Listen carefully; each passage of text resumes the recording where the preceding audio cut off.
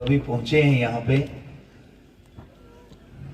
भगवान की कृपा है। तभी उधर से आरती का जैसे आवाज आई कि अब विश्राम होने जा रहा है, तो मन में ऐसा लगा कि फटाफट भागें। एक तो अखिल ने चॉकलेट लाए थे कि ठाकुर जी को खिलाने हैं, और ये उनकी मर्जी होगी। और फिर मेरे महाराज जी आए हैं, आप लोग सभी जानते हैं, जो यहाँ के वासी हैं सभी लोग जानते हैं कि हमारे परम पूजनीय श्री द्वारकादास जी महाराज जी, उनके सुपुत्र श्री गंगा जी महाराज हमारे पधारे, हमारे अपने यज्ञ में आए हैं, अपने घर में आए हैं। और तालियां तो बजाओ मोयो। वैसे इन तालियों के मोजा ऐसे कहते हैं ना कि मोहताज नहीं है, तो ऐसे जरूरत नहीं पड़ती है, लेकिन वो सब अपने अपने मन के लिए है, आप लोगों के लिए है कि आदर मान सम्मान देने का एक सूचक होता है और बड़ा भाव होना चाहिए। बहुत बड़ी बात है कि भगवान के सानिध्य में, भगवान के श्री हरि के श्री चरणों में हम लोग याद रखिए, बहुत सारे लोग हैं जो अपने अपने घरों में भगवान को अपने अपने हिसाब से, अपने अपने जो भी हमारी श्रद्धा होती है, विश्वास होता है, प्रेम होता है, वो अपने अपने भाव से हम लोग पूजन करते हैं अपने अपने घरों में। जैसे लोग सवेरे स्नान करते हैं तो पाठ करते होंगे, शाम को करते होंगे, जैसे याद करते हैं, अगरबत्ती करते होंगे। बहुत सारे लोग हैं ऐसे जो ज्यादा मात्रा में पूजा पाठ करते हैं, और बहुत कम है ऐसे जो इस प्रकार से नहीं कर पाते। समय का अभाव ऐसा होता है, और कोई बात शायद नहीं होती होगी। कई लोग ऐसा सोचते हैं कि ये नास्तिक है, ऐसा नहीं होता है। नास्तिक कोई भी नहीं है इस संसार में, नास्तिक कोई भी नहीं है इस संसार में। ये संसार में नास्तिक कोई भी नहीं है। कोई ना कोई जिसको हम नास्तिक बोलते हैं, वो अपनी माता जी को जरूर सुबह शाम जब घर में रहते हैं तो वो अपनी माँ को माँ बोलता होगा, माता बोलता होगा। अगर शादीशुदा है, बच्चे हैं, तो अपने बच्चों का नाम लेता होगा। जब पिताजी हैं तो पिताजी को पुकारता होगा, पिताजी, चाहे डांट के बोलता हो कि आप मेरी बात नहीं मानते, लेकिन फिर भी वो पिताजी बोलता है का मतलब वो पिता को पिता मानता है। तो नास्तिक कहाँ हुआ? वो तो मानता है, नास्तिक तो हो ही नहीं सकता। नास्तिक सिर्फ और सिर्फ शब्द हैं, बाकी क्रिया देखा जाए तो नहीं है, ऐसा कुछ भी नहीं है। सभी लोग अपने अपने तरीके से पाठ करते हैं, पूजा करते हैं। समय का अभाव है तो नहीं कर पाते हैं, ऐसा अलग नहीं सोचना चाहिए। वो उसका अपना एक कर्म है, वो अपने हिसाब से चलता है इंसान, और अपनी मंजिल पे पहुंचता भी है। हर व्यक्ति की अपनी अपनी मंजिल है। ये संसार है बहुत बड़ा, जैसे पूरे संसार में, जैसे मैदान में कहीं कांटे रखे हैं, कहीं फूल है, कहीं फल है, कहीं खाने की और वस्तुएं हैं जो हम लोग अनाज खाते हैं, कहीं धन है, किसी जगह पे सोना चांदी रखा है, ऐसे अलग अलग खाने बने हुए हैं। व्यक्ति को कहा गया है कि तेरी मर्जी, जहां मर्जी पांव रख, वो तेरा। जहां पांव रखोगे, जिस खाने में कांटे भी हैं, फूल भी हैं, कुछ इस प्रकार का खाने का जो सामान है बहुत अच्छा, जिससे शरीर बचता है। कुछ ऐसी चीजें, वस्तुएं हैं जिससे शरीर मर जाता है, जिसे जहर आदि कुछ भी कह सकते हैं, वो सब रखे हुए हैं। और इंसान को बोला कि जब तेरा मन करे, जहां तेरा मन करे, जहां पैर रखना रख, वो तेरा।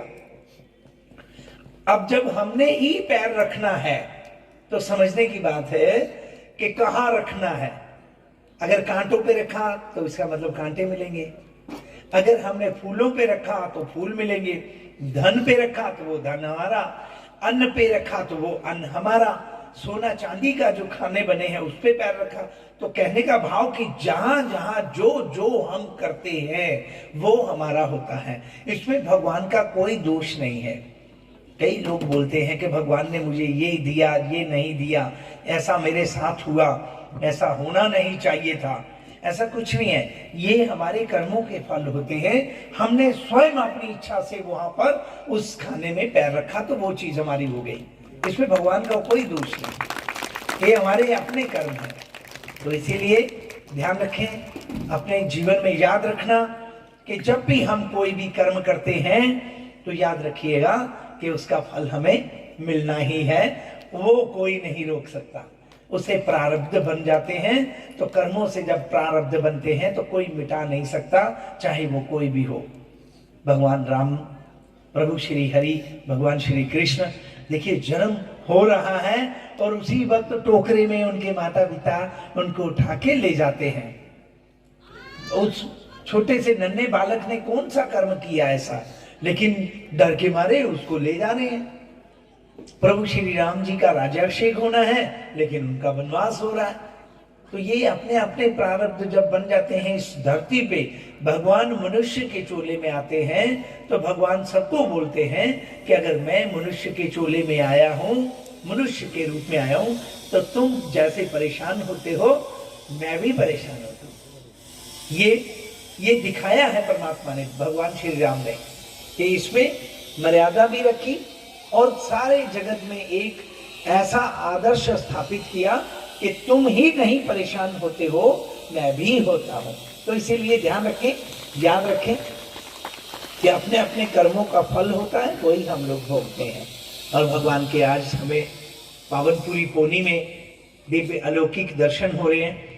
आप लोग जितने भी पावनपुरी पोनी के हैं, सभी लोग कोशिश किया करो, सभी लोग यही बोला करो कि ये पावनपुरी पोनी है। जितना बोलेंगे, एक दूसरे के साथ वार्तालाप करेंगे कि पावनपुरी पोनी, जैसे बोलते जाएंगे तो उसी हिसाब से इसका नाम भी वैसे ही कागजों में चेंज होने के लिए, जैसे गवर्नर साहब आए थे तो उनको बोला गया था, लिख के भी दे दिया कि इसका नाम पावनपुरी पोनी होना है। तो इसको आप जो जैसा कर सकते हैं करें। हटाने को कुछ नहीं कहा हमने ये नहीं कहा कि आप कोई शब्द हटा दो, नहीं, आप एक आध शब्द और जोड़ दो, तो पावनपुरी कर दो, पावनपुरी। और पौनी जो है वो तो है ये है, तो लेकिन पावनपुरी कर देंगे तो उसमें 4 चांद लग जाएंगे।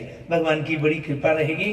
कोई हमारा ये जो स्थान है, बहुत लोग बोलते हैं कि ये पोनी है, पोना मतलब पूरा नहीं हो सकता, लेकिन कर्म करते रहेंगे अच्छे, तो कर्म पूरे करो, भले पोनी ही रहे, काम अच्छे होते रहने चाहिए, कर्म अच्छे हो, वो पूरे काम करो, पूरे, जिससे कि हमारे जीवन में हमें तसल्ली बनी रहे कि वास्तव में हमने कोई अच्छा कर्म किया। बोलो बद्री विशाल भगवान की जय, बोलो यज्ञ नारायण भगवान की जय, नरसिंह भगवान की जय। और ये आप लोगों को बता दें, ये नरसिंह भगवान का आश्रम है।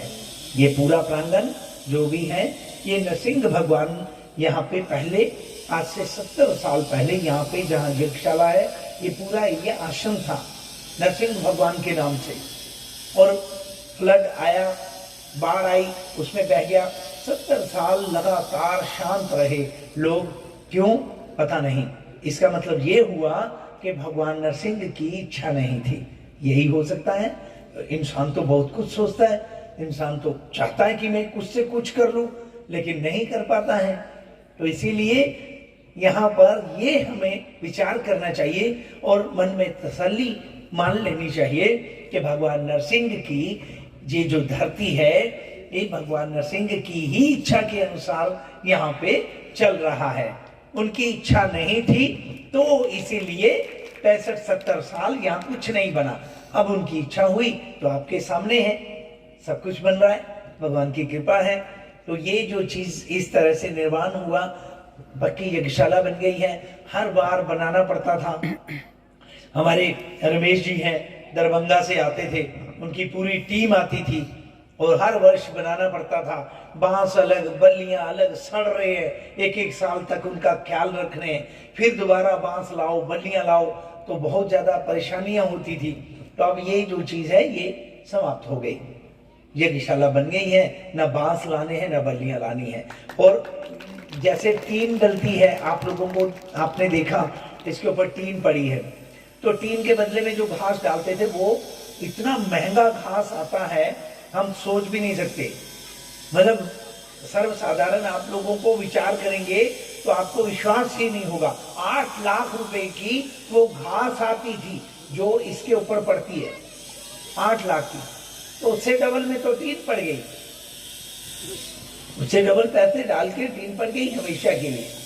तो ये यज्ञशाला पक्की बन गई है, आश्रम बन गया है, वीर स्तंभ का उसका यहाँ पर उद्घाटन हो गया है। यहाँ के जितने भी रियासी डिस्ट्रिक्ट के नौजवान जो भी हमारे भारत के सपूत, चाहे वो आर्मी के हों, पुलिस के हों, सीआरपीएफ के हों, जो भी हों, उनका सबका नाम अंकित किया जा रहा है, जो शहीद हो गए, बलिदान जिन्होंने अपने जीवन में अपने भारतवर्ष के लिए जिन्होंने सर्वोच्च दान जिसको कहते हैं।